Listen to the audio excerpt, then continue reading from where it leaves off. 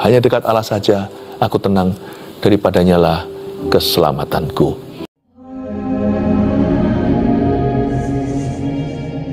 Kenali pikiran hati kami Tuhan. Kami ingin selalu berada di dekat-Mu dan memahami rencana-Mu.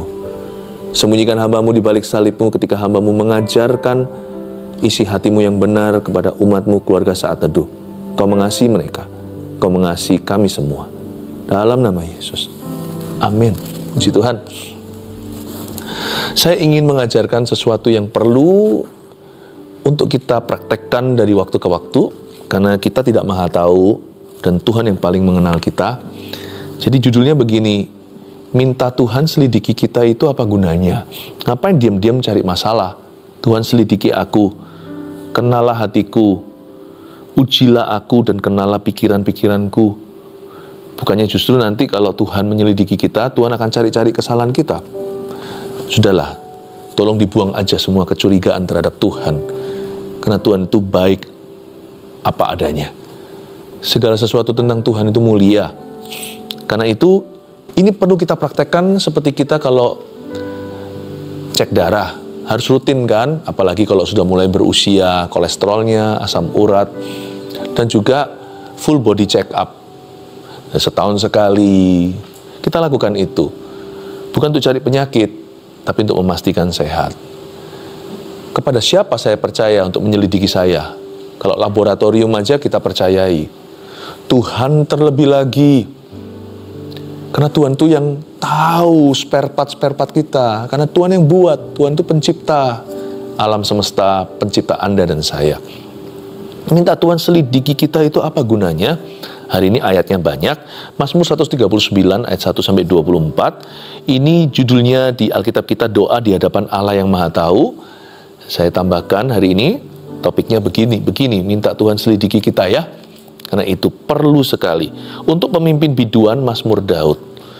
Khususnya kalau Anda memimpin sesuatu, khususnya kalau Anda berpengaruh. Paling tidak jikalau Anda itu bertanggung jawab atas hidup seseorang, misalnya Anda ibu rumah tangga untuk rumah Anda kepala keluarga untuk anak-anak dan istri Anda, atau Anda pemimpin perusahaan, pemimpin pelayanan, atau Anda dipercayai oleh pimpinan untuk memimpin biduan Mazmur Daud.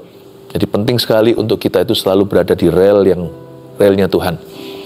Jangan sampai salah baru menyadari, terlambat sudah. Minta Tuhan selidiki kita itu apa gunanya? Saya kasih dulu poinnya, nggak seperti biasanya kita bahas ayat, lalu baru poinnya terakhir. Saya kasih poinnya dulu pertama, lalu kita baca beberapa ayat setelahnya. Oke, nomor 1, agar Tuhan mewahyukan kepada kita apa yang baik dan apa yang buruk untuk kita. Jadi, minta Tuhan selidiki kita itu supaya kita dapat pewahyuan tentang diri kita sendiri. Apa yang baik dan apa yang buruk untuk kita. Ayat pertama, Tuhan engkau menyelidiki dan mengenal aku. Siapa yang paling kenal kita lebih daripada ibu kita mengenal kita? Tuhan Yesus. Engkau mengetahui kalau aku duduk atau berdiri. Engkau mengerti pikiranku dari jauh.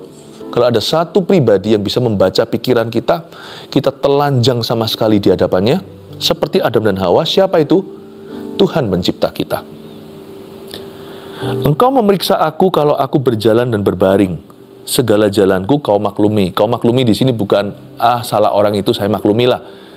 Itu bukan berarti Tuhan menerima dosa-dosa kita. Bukan. Segala jalanku kau maklumi di sini maksudnya tidak ada kejutan buat Tuhan. Tuhan tahu kecenderungan kita. Tuhan juga tahu kelemahan kita. Tuhan juga tahu di mana kita rawan salah, dan bahkan Tuhan juga mengerti kelebihan-kelebihan kita. Kerap kali yang kita sombongkan itu loh, yang kita banggakan. Sebab sebelum lidahku mengeluarkan perkataan, ayat 4, sesungguhnya semuanya telah kau ketahui ya Tuhan. Bahkan ya, Tuhan tuh saking maha taunya. Bukan hanya tahu apa yang akan terjadi. Bukan hanya tahu kita seluk-beluk kita, tetapi Tuhan juga tahu masa depan kita. Bahkan perkara-perkara yang belum terjadi itu bukan Tuhan menebaknya, Tuhan sudah punya pengetahuan sempurna. Ya sudah, kita nggak perlu menyelidiki Tuhan. Lalu kita berkata, lalu kenapa kok Tuhan masih ciptakan Adam dan Hawa?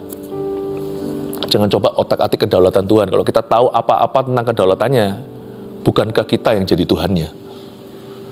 Saya nggak tahu ya, nggak semua punya jawabannya. Kalau Tuhan tahu begini, begitu, kenapa Tuhan masih menciptakan manusia? Kalau Tuhan tahu aku nanti bakalan dosa, kenapa Tuhan masih begini? Yang penting saya bersyukur, Tuhan tahu loh, saya ini orangnya kayak apa, masih aja Tuhan cinta. Bukankah begitu harusnya kita berpikir? Pikirannya jangan sampai seperti tali kusut.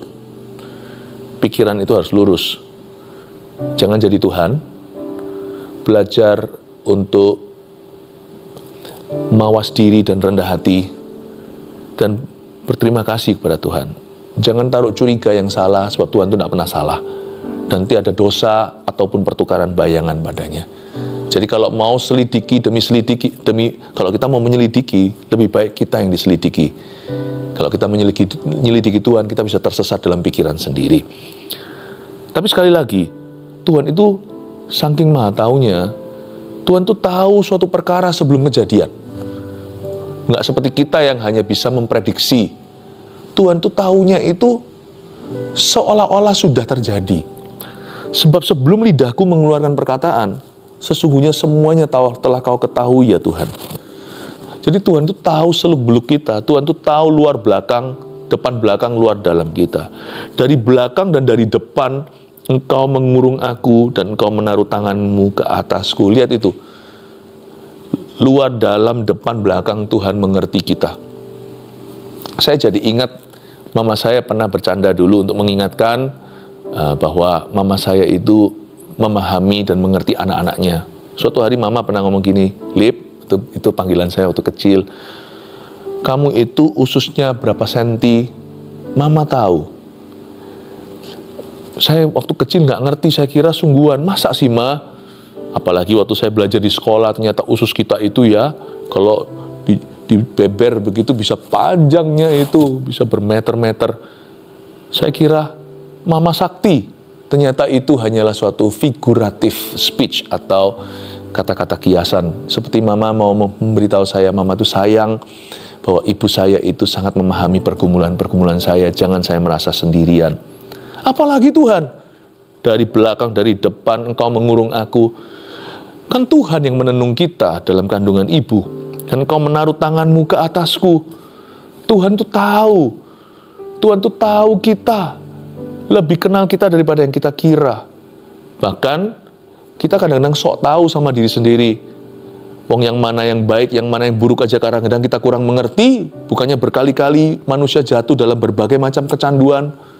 Lalu membuat keputusan-keputusan yang konyol serta bodoh. Kita itu nggak tahu apa-apa tentang diri sendiri. Percaya nggak? Kalau bukan karena Tuhan yang mewahyukan, kita itu bisa self-destruct, bisa menghancurkan diri sendiri dengan mudah, tak perlu bantuan setan. Ternyata kita kira kita paling mengenal diri kita. Bukan. Bahkan bukan ibu kita atau mama kita. Tapi Tuhan Yesus yang menciptakan kita dan menebus kita. Terlalu ajaib bagiku pengetahuan itu. Terlalu tinggi, tidak sanggup aku mencapainya. Itu dia. Kadang-kadang kalau saya mikirkan, renungkan, baru 6 ayat aja, seperti mau meledak ini pikiran. Pertama-tama saya nggak ngerti kedaulatan Allah. Kalau Tuhan tahu, kenapa begini, kenapa begitu, saya juga punya beribu-ribu pertanyaan. Tetapi saya tidak mau mengizinkan hati saya terganggu oleh itu, apalagi oleh roh bimbang dan ragu. Saya belajar untuk menghamba sama Tuhan Yesus dan berkata, Lord, you are great, engkau besar. Engkau maha tahu Tuhan. Aku yang tidak tahu apa-apa ini, sedikit yang ku tahu dari firman-Mu akan aku pertanggungjawabkan. Pengetahuan yang benar yang ku terima, apa yang Tuhan izinkan saya ketahui di hidup ini, saya pastikan respon hatiku betul. Saya pastikan keputusan-keputusanku sesuai dengan firman-Mu. Aku tidak maha tahu, tapi dikit yang ku tahu, aku sungguh-sungguh pertanggungjawabkan di hadapan-Mu. Terlalu ajaib bagiku pengetahuan itu. Gak usah berkanjang pada penglihatan-penglihatan. Jangan memikirkan lebih besar, lebih tinggi daripada takaran iman masing-masing kita. Terlalu tinggi tidak sanggup aku mencapainya. Cukup kita mengerti satu hal. Poin pertama tadi, mengapa kita minta Tuhan selidiki hati kita waktu kita berdoa, waktu kita saat teduh pribadi atau saat teduh bersama, agar Tuhan pada hari ini mewahyukan sesuatu yang fresh atau sesuatu yang segar kepadaku tentang diriku sendiri, sehingga aku jadi taunya dari hikmat Allah, apa yang baik untuk saya, apa yang kurang baik untuk saya, apa yang benar untuk aku, apa yang salah untuk aku lakukan. Karena tidak segala sesuatu tertulis dalam kitab suci. Contohnya hobi. Mana saya tahu kapan saya berlebihan dalam satu aktivitas, hidupku mulai tidak seimbang. Kadang-kadang aku sendiri tidak mengerti, hati saya itu sudah terseret dosa tanpa saya sadari.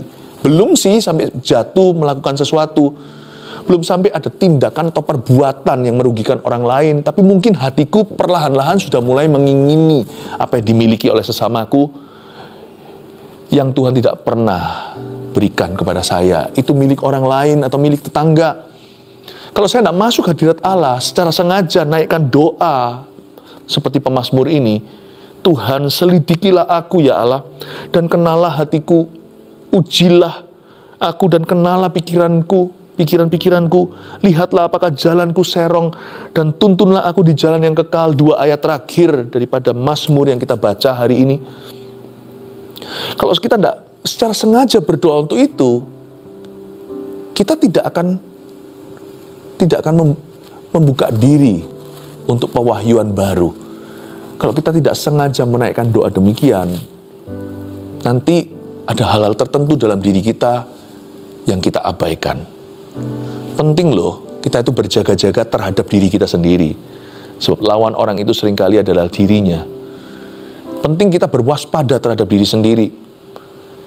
Kadang-kadang kita jatuh tanpa seorang pun menjegal kita, karena keputusan kita yang salah dan karena hati kita yang salah lebih dulu.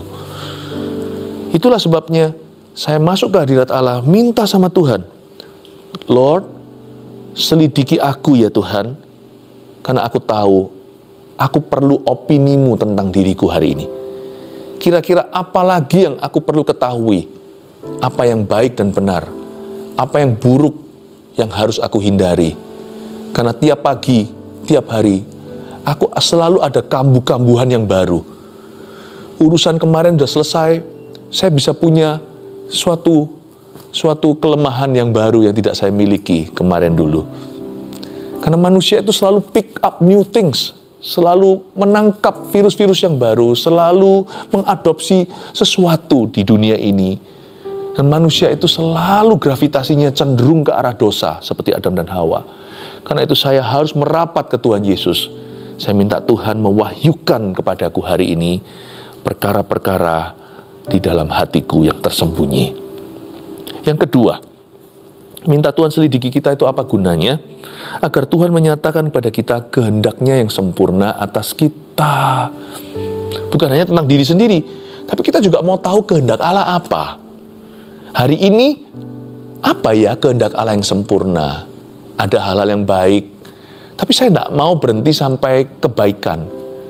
Saya mau Tuhan tuntun saya masuk ke rencananya yang perfect untuk saya. Coba sekarang lihat ayat ke-7 ya. Kemanakah aku dapat pergi menjauhi rohmu? Kemana aku dapat lari dari hadapanmu? Jika aku mendaki ke langit, engkau di sana. Jika aku menaruh tempat tidurku di dunia orang mati, di situ pun engkau. Jika aku terbang dengan sayap fajar dan membuat kediaman di ujung laut, juga di sana tanganmu akan menuntun aku, dan tangan kananmu memegang aku. Jika aku berkata, biarlah kegelapan saja melingkupi aku dan terang sekelilingku menjadi malam, maka kegelapan pun tidak menggelapkan bagimu, dan malam menjadi terang seperti siang, kegelapan sama seperti terang. Doa seperti ini membuat kita nggak lari dari Roh Kudus. Tuhan selidiki aku. Mau nggak mau membuat kita itu datang ke bawah kakinya. Aku nggak bisa lari dari hadapanmu Tuhan. Karena tanpa mendekat, aku nggak akan bisa melihat. Aku tak akan bisa mendapat pewahyuan itu. Apa yang menjadi kehendakmu yang paling sempurna for my relationships today, untuk hubunganku dengan orang-orang di hidupku hari ini. Apa yang menjadi kehendak-Mu yang sempurna dalam pekerjaanku, dalam permasalahanku, dalam tantangan di depan. Today I will walk with my hands in God, seperti lagu itu. Hari ini aku mau berjalan dengan tanganku menggandeng Tuhan. Teach me your way. Ajari aku jalan-jalanmu dan cara-caramu, sebab jalanmu lebih tinggi dari jalanku, caramu lebih tinggi dari caraku, jalanmu bukan jalanku. Aku mau tahu kehendak Tuhan yang paling sempurna, bagaimana menghadapi persoalan yang ada di depanku ini, atau apa yang harus kulakukan dalam hubunganku dengan sesamaku. Kalau aku diperhadapkan dengan situasi seperti ini sih mauku, tapi apakah kehendak-Mu? Kita harus menaikkan doa seperti Yesus, bukan kehendakku, ya Bapa, tapi kehendak-Mu yang jadi. Kalau aku sih pasti begini, tapi bagaimana dengan Tuhan? Kalau Tuhan di posisiku, kira-kira Tuhan akan katakan apa? Tuhan akan buat apa? Tuhan akan lakukan apa? Tuhan, kemana aku dapat pergi menjauhi Roh-Mu? Kalau aku terbang dengan sayap fajar, Kau selalu ada di sana untuk menuntun aku, dan tangan kanan-Mu memegang aku. Aku minta Tuhan Yesus, Engkau tuntun aku masuk rencana-Mu yang ajaib. Tapi masuk dulu ke rencana-Mu yang sempurna. Ketika aku sempurna berada di poros kehendak Allah, keajaiban demi keajaiban boleh terjadi. Penyertaan sudah pasti menjadi my experience atau pengalamanku dengan Tuhan. Jika aku berkata biarlah kegelapan melingkupi aku, kadang-kadang kan kita bingung ya.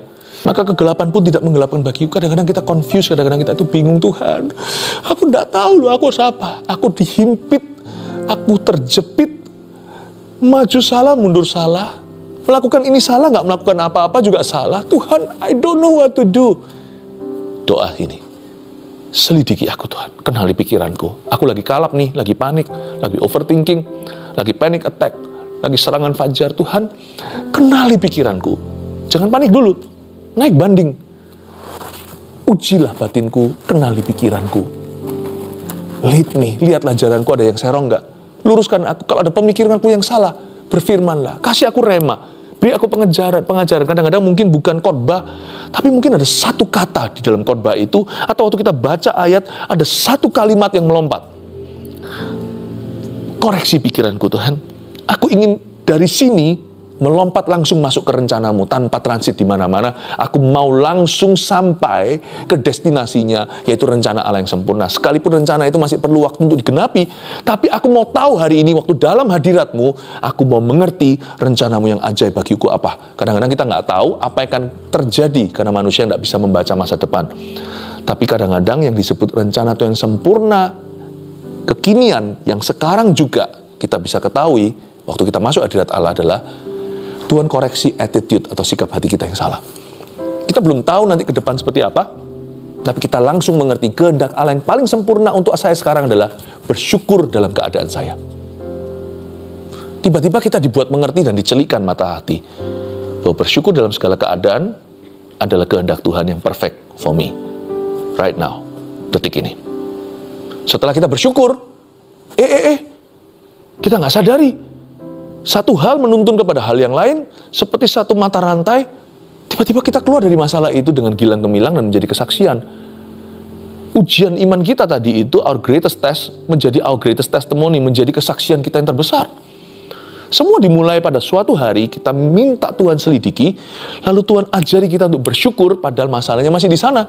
Tapi waktu kita mulai bersyukur, kita sudah nggak di situ lagi. Tuhan bawa kita lanjut dalam rencananya. Satu hal demi satu hal terjadi, kebetulan demi kebetulan terjadi, mujizat tanpa tanda tangan Tuhan. Mulai kita alami satu persatu, kita ketemu ini, ketemu itu, koneksi ilahi di waktu yang tepat, ketemu orang yang tepat. Kita menoleh ke belakang, kok bisa ya? Bukan hanya aku survive dan bertahan, aku menang, lebih dari pemenang. Itu loh, jikalau aku terbang dengan sayap fajar.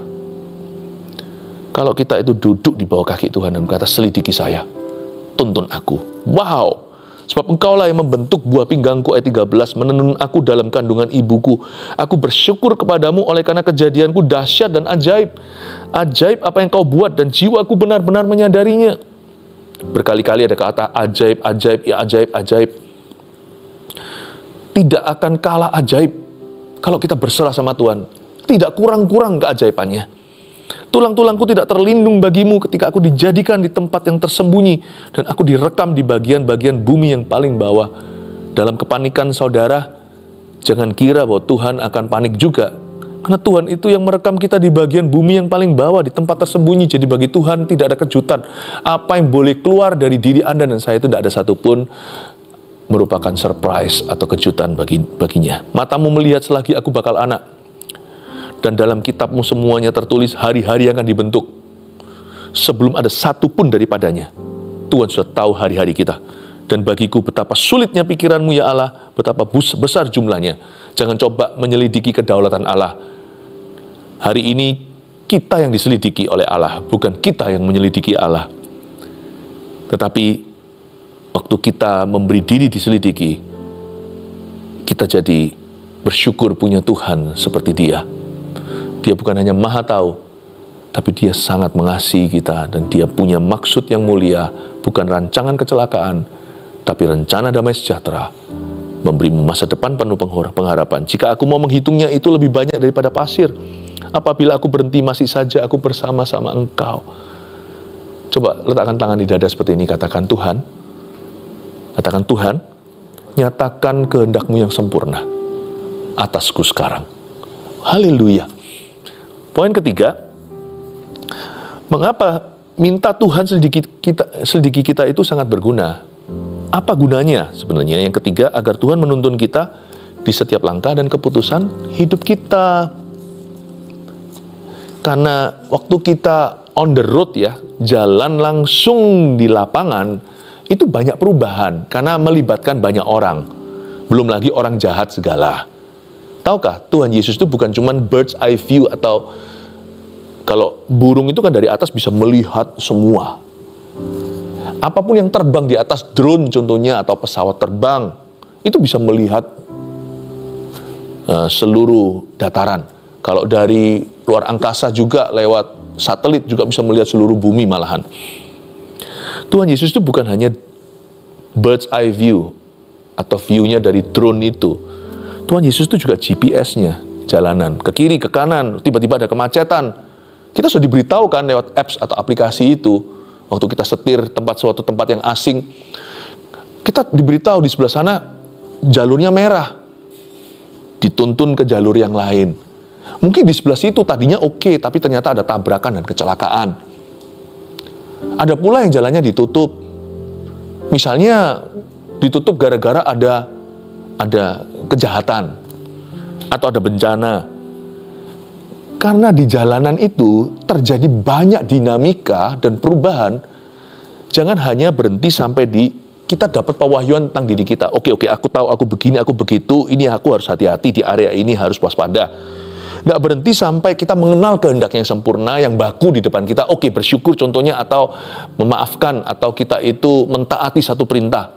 Oke, tapi waktu kita sungguh-sungguh mentaati perintah itu atau melakukan kehendak Allah, dalam perjalanan itu terjadi berbagai macam dinamika. Ada pengalaman-pengalaman baru yang tidak terduga karena melibatkan manusia di situ, ada roh-roh jahat yang melawan kita. Makanya itu kita nggak cukup sampai jadikan Yesus sekedar satu patokan, pedoman atau jalan. Tapi kita juga harus melangkah dengan Dia dalam setiap langkah keputusan hidup kita. Tahukah Yesus itu adalah the greatest intel on the road? Intel kita, intelligence kita yang nomor satu, yang paling kita butuhkan. Karena Dia tahu semua manusia, musuh kawan itu semua sudah ada dalam radarnya dalam hidup kita. Musuh kawan kita. Tuhan itu adalah intel terbaik yang kita miliki di jalan hidup kita. Setiap langkahku diatur oleh Tuhan. Karena Tuhan yang menuntun langkah kita tidak akan salah jalan. Bahkan hal-hal yang kita tidak rencanakan pun serba kebetulan. Orang dunia berkata hoki atau apa, atau semacam keberuntungan atau laki. Saya nggak percaya itu, saya hanya percaya penyertaan Immanuel, Tuhan beserta kita di setiap jalan hidup kita dan langkah-langkah kita. Kita lihat sekarang di ayat 19. Sekiranya engkau mematikan orang fasik ya Allah, sehingga menjauh daripadaku penumpah-penumpah darah. Lihat itu, ada orang jahat di jalanannya Daud, yang berkata-kata dusta terhadap engkau dan melawan engkau dengan sia-sia. Lalu ada kata-kata yang kurang bertanggung jawab. Lihat ya, dinamis ya. Setiap langkah kita tuh dinamis. Makanya kalau kita hanya datang ke gereja seminggu sekali, lalu habis itu Yesus disimpan di dalam Alkitab, ilustrasi ini aja ya, ini bahasa kiasan. Kita datang ke gereja, lalu habis itu see you next week Tuhan Yesus, lalu Senin sampai Sabtu kita tidak libatkan Tuhan, rugi kita. Kita tahu kehendak Allah, tapi Senin sampai Sabtu kita kecolongan. Karena banyak orang jahat, orang fasik, penumpah darah, berkata dusta, yang melawan Tuhan, melawan kita dengan sia-sia. Masa akan aku tidak membenci orang-orang yang membenci Engkau ya Tuhan, dan tidak merasa jemu kepada orang-orang yang bangkit melawan Engkau? Aku sama sekali membenci mereka. Ini bukan mengajari orang untuk benci ya. Ayat ini berkata membenci kefasikan maksudnya. Mereka menjadi musuhku. Selidikilah aku ya Allah, dan kenalah hatiku. Ujilah aku dan kenalah pikiran-pikiranku. Lihatlah apakah jalanku serong. Karena sangat gampang sekali kita drifting atau bergeser. Tanpa disadari, manusia bisa menyeret kita. Setan bisa menggoda. Belum lagi daging kita ini, kedagingan kita sendiri bisa mengkhianati kita dari dalam. Kadang-kadang apa yang kita izinkan, itu berupa kompromi-kompromi kecil. Yang kita remehkan, itu bisa membawa kita serong jalan. Makanya itu setiap langkah itu, saya mau hubungan saya dengan Yesus itu seperti ini loh. Lekat di hatimu, Tuhan.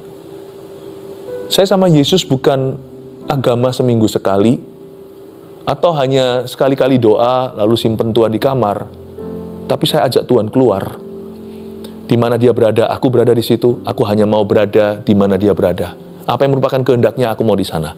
Kalau aku melenceng, aku minta kembali, bertobat namanya. Tetapi saya juga berharap Tuhan bersama dengan saya di mana saya berada. Di kantor, ketika ketemu orang, setiap hari, aku tidak bisa hidup di luar Tuhan. Tak bisa hidup terpisah dari Dia.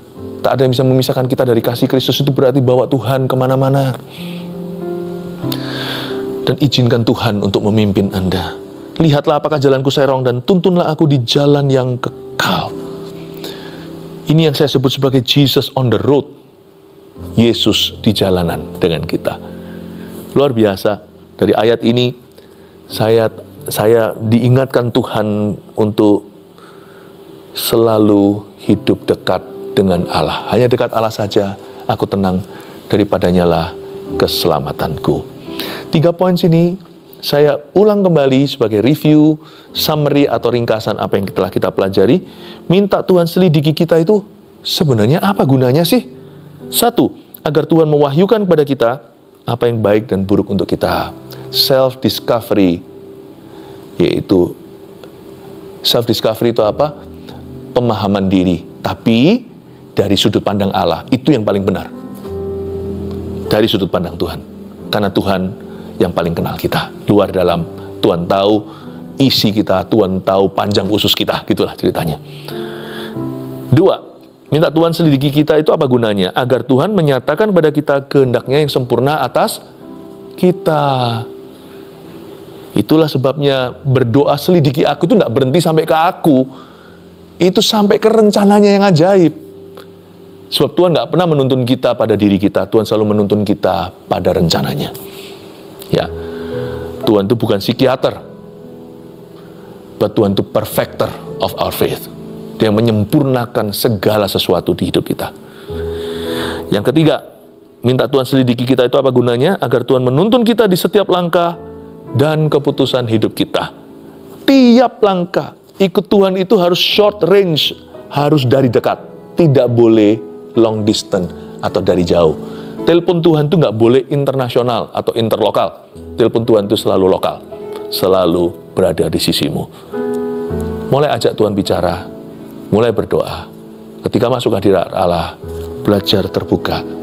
Sebab ketika Tuhan menyelidikimu, yang muncul nanti hanyalah berkat dan penyertaan Tuhan. Tuhan itu sangat mengasihi Anda. Mari kita sama-sama sekali lagi masuk hadiratnya untuk Tuhan selidiki dengan seluruh isi hati kita. Haleluya. Kita ulurkan tangan kita bukan hanya untuk orang-orang yang menuliskan permohonan doa, tapi semua yang menuliskan tadi pewahyuan yang mereka terima tentang diri mereka. Mari kita berdoa supaya setiap umat Tuhan memperoleh kemenangan dan terobosan iman.